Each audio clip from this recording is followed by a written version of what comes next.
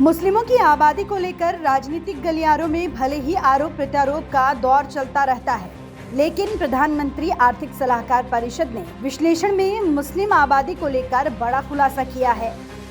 ये खुलासा ऐसे समय पर हुआ है जब लोकसभा चुनाव 2024 अपने चरम पर है और तीसरे चरण का चुनाव संपन्न हो चुका है। दरअसल पीएम आर्थिक सलाहकार परिषद ने सर्वे में पाया है कि भारत में साल 2050 से 2015 के बीच मुस्लिम आबादी की जनसंख्या 43.15% बढ़ी है। 1950 में मुस्लिम आबादी का हिस्सा आबादी में 9.84% था, जो 2015 में बढ़कर 14.09% हो गया है। वहीं इसी दौरान हिंदुओं की हिस्सेदारी में 7.81% कम हो गई है। हिंदुओं की आबादी 84.68% से घटकर 78.06% हो गई है। म्यांमार के बाद भारत में ही सबसे ज्यादा हिंदू आबादी कम हुई है। म्यांमार में भी हिंदुओं की आबादी 10% तक घटी है। ये 167 देशों के लिए किए गए सर्वे में सबसे ज्यादा है। भारत में मुस्लिम संरक्षित भी हैं और सुरक्षित भी। डाटा के विश्लेषण से पता चलता है कि भारत में अल्पसंख्यक न केवल सुरक्षित हैं बल्कि संरक्षित भी हैं और फल फूल रहे हैं। दक्षिण एशियाई देशों में बहुसंख्यकों की हिस्सेदारी बढ़ी है। बांग्लादेश, पाकिस्तान, श्रीलंका, भूटान और अफगानिस्तान में अल्पसंख्यक यानी हिंदू आबादी घट गई है।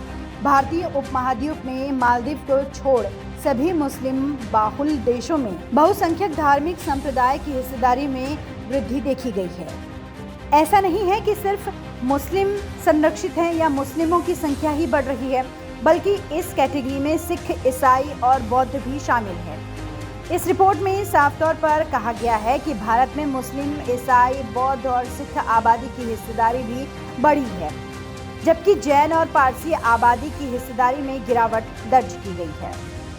पाकिस्तान से बांग्लादेश के अलग होने के बावजूद यहाँ बहुसंख्यक धार्मिक संप्रदाय यानी कि हनफी मुस्लिम की हिस्सेदारी में 7.35% और कुल मुस्लिम आबादी की हिस्सेदारी में 10% की बढ़ोतरी हुई है।